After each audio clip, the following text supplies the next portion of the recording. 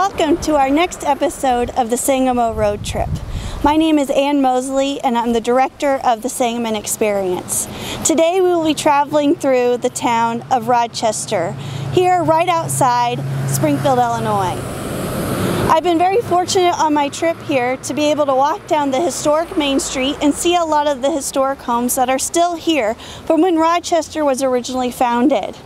And you, as a visitor, can always come here to Rochester and take a look at these beautiful houses and learn the history of them through the little handout that their Historical Society has put together.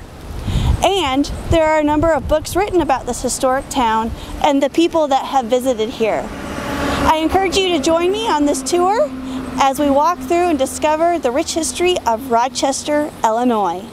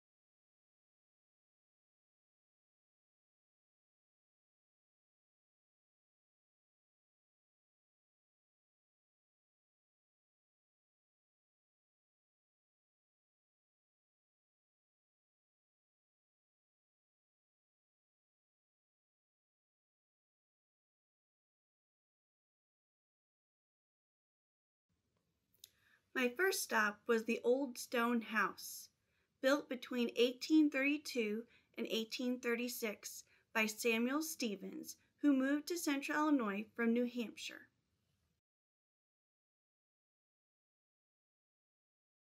Welcome to the Stone House. I'm glad you came today. It's a rather interesting place, actually built back in the 1830s, probably lived in around the 1840s. And it was built by Samuel Stevens. Samuel Stevens had a young woman back in New Hampshire that he was interested in marrying. And her father would not allow him to have her hand in marriage until he could provide her with a suitable house. Now, a suitable house in New Hampshire was made of stone because they had a lot of stone. But here on the prairie, where Samuel Stevens and his partner Samuel West had purchased land and were land speculators, and where they wanted to live and build their home and have their family, stone was not a common thing. Here in this area, logs for log cabins. In fact, this house was built the same time that New Salem was being built. So New Salem is a very different type of community and very different types of houses in that area. But he talked with the future father-in-law, and he says, if you could build a house that could not be destroyed by Indians, which they thought were still here, and by prairie fires, which were well known at the time that happened out on the prairie, and it could be safe for his daughter, he would let her come. So Samuel Stevens said yes, he would. Came back to about 2.5 miles east of Rochester and about 2.5 miles, or maybe 3 miles east of where this house is now. They started building. We think it took him probably a couple of years. He built the lower level and then added on as he went along till he got 3 levels to this house, which there again was very unusual for the time. And it's all of stone. The stone, we think, came from a quarry that is where Lake Springfield is. And that stone would have had to have been hauled quite a few miles. We think some of it could have come from out around Buckhart, where there is now actually a stone quarry area out there, and maybe some of it came from along the river. We're not totally sure. So he built the house and put in what we like to call indoor plumbing, and that's not what you might think. He built the house around a well. He dug the well first, then built the house so that she had indoor water.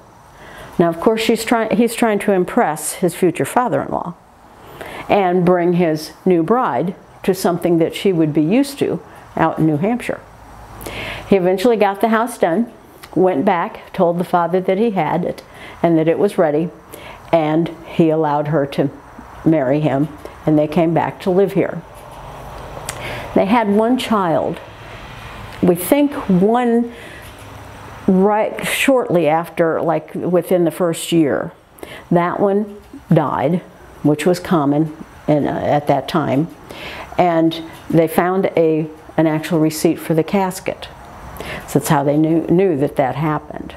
Then they had another child, probably within 18 months or so later, and that child was born, and his name was Phineas. And Phineas was growing in probably to be about a toddler, 2-3 years old. Samuel Stevens became very ill with what could have been like the flu today or something. We really don't know with what. But he became ill, and his wife, Lucetta Putnam, actually called for a doctor to come from Springfield, which again was highly unusual to come that far. He came and stayed for about 2 weeks and was not able to save Samuel, so Samuel died. However, Samuel West, his business partner, was going to take her home back to New Hampshire because some young woman with a baby didn't need to be out here on the open prairie. Well, part of the problem was also that the law at that time, women got nothing when their husband died. The oldest child got everything legally. So all of the land, all of the business ventures that Samuel had with Samuel West, his business partner, were tied up legally. And Lucetta was becoming very poor, essentially. She had a lot of bills.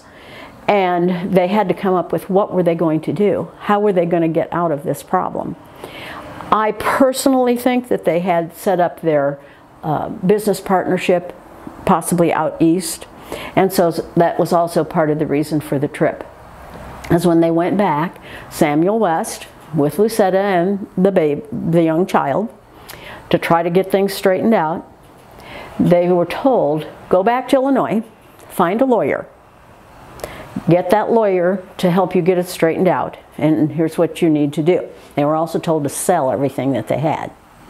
So they had an auction and sold all of the furnishings of the house. We have no original furnishings in this house. We have the original house and the original stone, a few original beams that were purposely saved so that people could see what that type of work was at that time to build it. And some of the rafter supports were salvageable. Otherwise, they had to replace wood, and that was about it.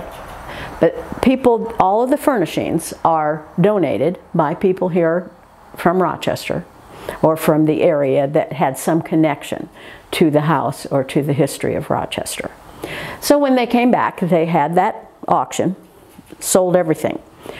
An interesting little story about that is that because of another piece of paper that was found in research, found out that she had to purchase her own underwear back from the auctioneer because they cleaned everything out of the house to be auctioned off.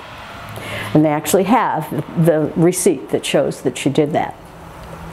So in the meantime, Samuel West and Lucetta married, and they had probably, I think it was 5 children, and then along with Phineas, 6 children. We don't think that they actually lived in this house. They probably lived in Rochester because Samuel West had property in town, and by that time she probably would have been encouraged to live in town rather than out in the house by itself. But another interesting point about the house is that people actually lived in here until the 1950s.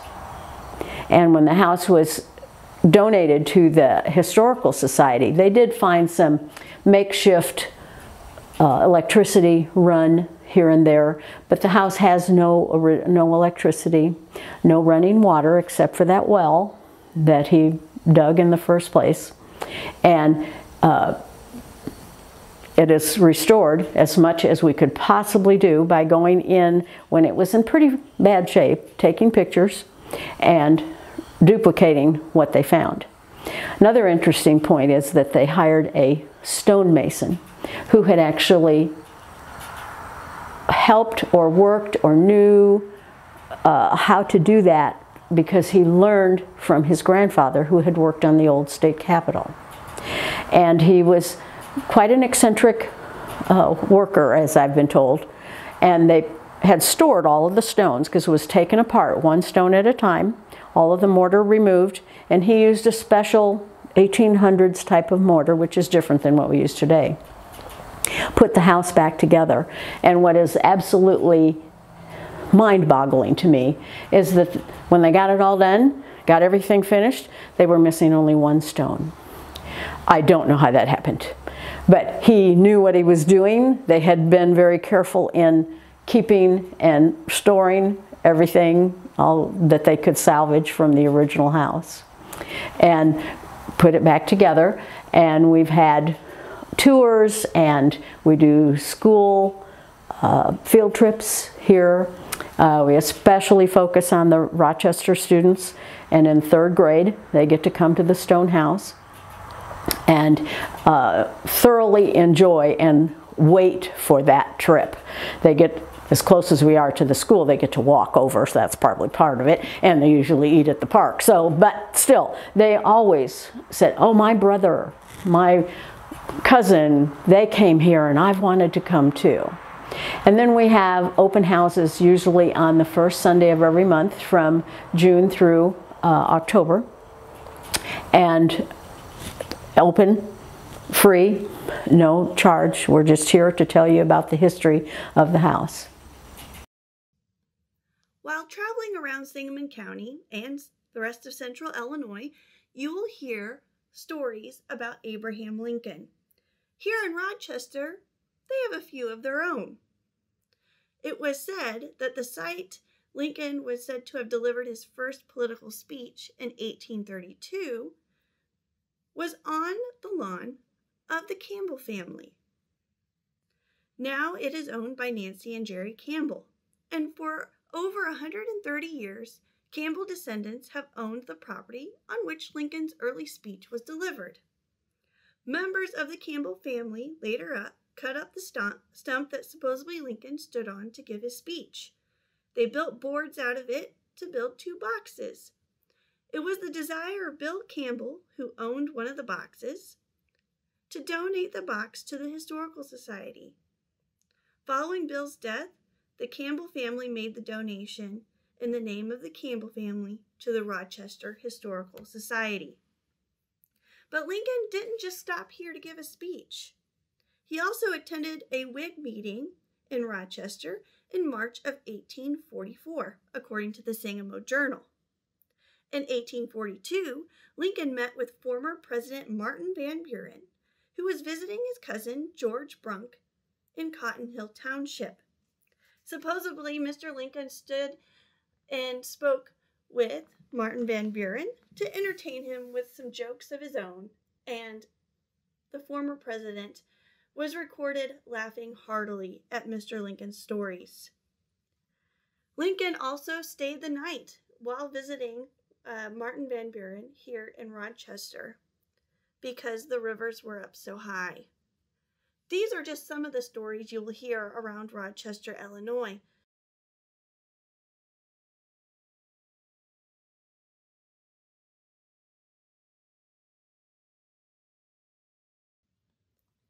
The Taft Farmstead is a historic farm located west of Rochester here in Sangamon County.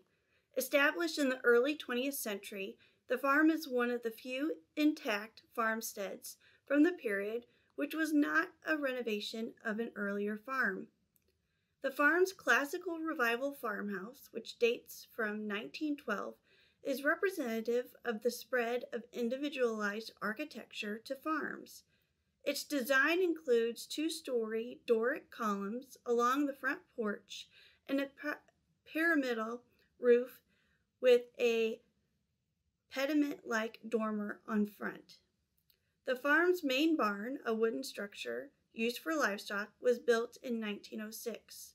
The farm also includes 2 additional barns, a grain shed, a chicken coop, an outhouse, and a garage. This farm is added on the National Register of Historic Places in 1980.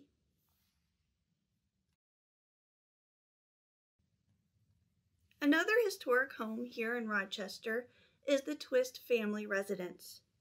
The son of a local pioneering family, Rochester merchant John A. Twist passed his local business to sons Ira and Ralph. In turn, those men and their younger brothers, Noah and John, created Rochester-based Twist Brothers Lumber and Grain Company in 1893. They also experienced phenomenal growth in both Illinois and Arkansas. 7 grain elevators in Sangamon County and 1,500 acres of farmland in Illinois were eventually under their ownership. As their business grew, Ira acquired about 25,000 acres of delta land in Arkansas. He became the 2nd largest cotton producer in the United States. The small community of Twist, Arkansas was eventually named for Ira and is still around today.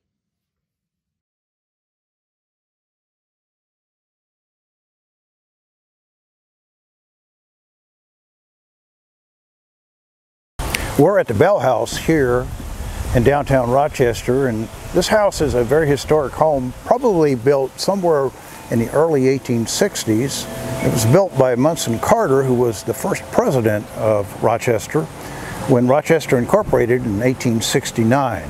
The house is a fabulously beautiful home, very thick walls, and it's currently listed as the Bell House. And Mr. Bell was a doctor who lived here for many years, and his family started the Rochester State Bank here and was part of the state bank that's right next door on this property. After listening to Ray speak about the Bell House and the bank next door, I became more intrigued about this little bank right next to this cute house. So I did a little digging, and I was able to find an article by the Sangamon County Historical Society on Sangamo Link about a bank robbery that took place November 26th of 1930. Supposedly, a gang of about 3 men carrying pistols entered the State Bank of Rochester about 11 a.m. They drove off with $3,000 in cash and the bank's cashier, J. Earl Bell, whom they released a few blocks away. Later on, as reported in the Illinois State Journal, quote, about 5 minutes later, a Ford sedan traveling at a rapid rate of speed en route to Springfield passed Jessburg and Redpath. The 2 officers took after the machine in which 3 of the bandits were riding. As the bandits' machine neared 15th Street on South Grand Avenue, they almost struck an Illinois power bus and were forced to turn out of the way, running up over the curve. The bandits, realizing that the officers were following them only a short distance behind, turned north on 14th Street. Jessburg, sitting in the rear seat of the machine, told Redpath to drive to the opposite side of the street, while he leveled a submachine gun on the bandits' car. After firing several shots through the machine and wounding 2 of the men, the driver pulled his automobile over to the curb near Cook Street intersection. Unquote. Later, the police claimed Martini had been waiting with the Chrysler so the robbers could switch cars. The Ford had been reported stolen in Chicago the day before. The loot taken in Rochester was found in the car, police said, along with 3 .45 caliber revolvers. The 3 men were arrested and were named Jake McCoy, Arthur or Archie Brown, and Ted Patterson. They were sentenced between a year and life in state penitentiary for the Rochester stick-up. But a grand jury refused to charge Martini with being a part of the hold-up gang and was released from jail. But the police immediately ordered him to leave town. If you want to read more about the bank robbery, I encourage you to check out this article on Sangamo Link. Thank you for joining me as I traveled through Rochester, Illinois on the Sangamo Road Trip. If you want to find out more, I encourage you to look for Ray's book, Cotton, Violins, and Shots in the Night, a timeline visit to Rochester, Illinois. Or stop by their local library for the historic Orange Judd tour. You may also want to check out Sangamo Link for articles pertaining to Rochester history. Join me next time as we travel to Riverton, Illinois on the Sangamo Road Trip. See you next week.